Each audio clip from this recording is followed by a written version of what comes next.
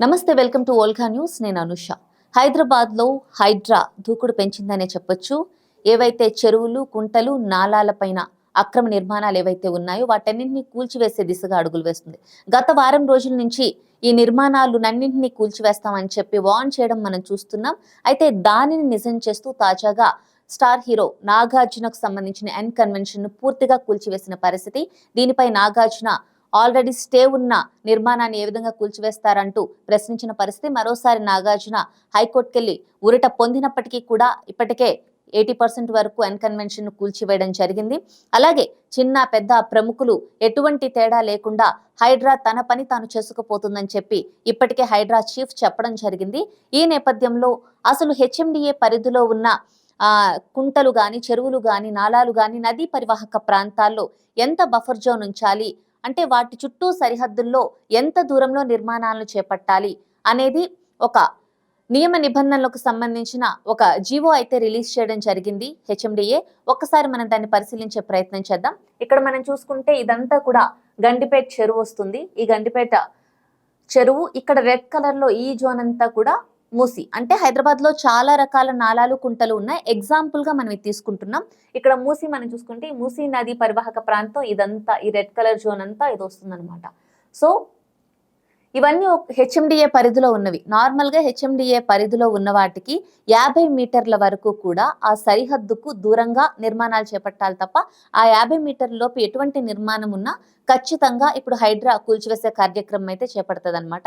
So ఒక్కసారి మనం ఏదైతే హెచ్ఎండిఏ రూల్స్ అండ్ రెగ్యులేషన్స్ సంబంధించి ఒక నోటిఫికేషన్ అయితే విడుదల చేసిందో దాన్ని పరిశీలించే ప్రయత్నం చేద్దాం.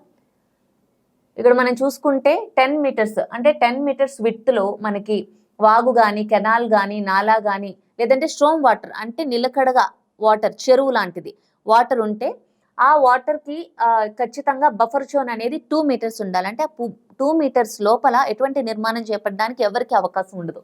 అలాగే 10 మీటర్స్ కంటే ఎక్కువ విడ్త్ ఉన్న డ్రైన్ గాని, లేదంటే చెరువులు గాని, కుంటలు గాని, నాలా గాని, మరొకసారి వాగు గాని, కెనాల్ గాని, ఇలాంటివి 10 మీటర్స్ కన్నా ఎక్కువ ఉన్నప్పుడు ఖచ్చితంగా 9 మీటర్స్ వరకు బఫర్ జోన్ ఉంచాల్సిన పరిస్థితి ఉంటుంది. అలాగే 10 హెక్టార్లలో చెరువు గాని, కుంటలు గాని, ట్యాంక్స్ ఉన్నా, లేక్స్ ఉన్నా, లేదంటే ఇప్పుడు మనకి వర్షాల ద్వారా వచ్చి నీళ్లు నిండే చెరువులు ఉన్నా 10 హెక్టార్లలో ఉంటే ఖచ్చితంగా 10 మీటర్స్ బఫర్ జోన్ ఉంచాల్సి ఉంటుంది.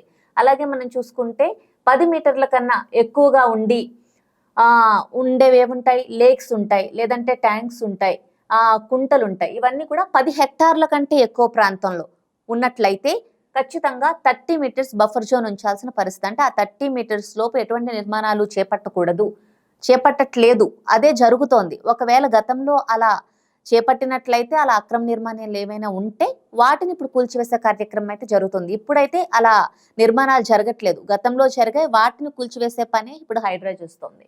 ఇక ఇప్పుడు మనం చూసుకుంటే హెచ్ఎండిఏ పరిధిలో, అంటే లైక్ మున్సిపల్ కార్పొరేషన్, మున్సిపాలిటీ, నగర పంచాయతీ, హెచ్ఎండిఏ, యూడిఏ, ఈ లిమిట్స్ లో ఏ నిర్మాణం, ఎటువంటి మనకి రివర్ ఉన్నా, లేదంటే నదీ పరివాహక ప్రాంతమైన హెచ్ఎండిఏ పరిధిలో ఉంటే ఖచ్చితంగా 50 మీటర్స్ అనేది బఫర్ జోన్ ఉంటుందన్నమాట.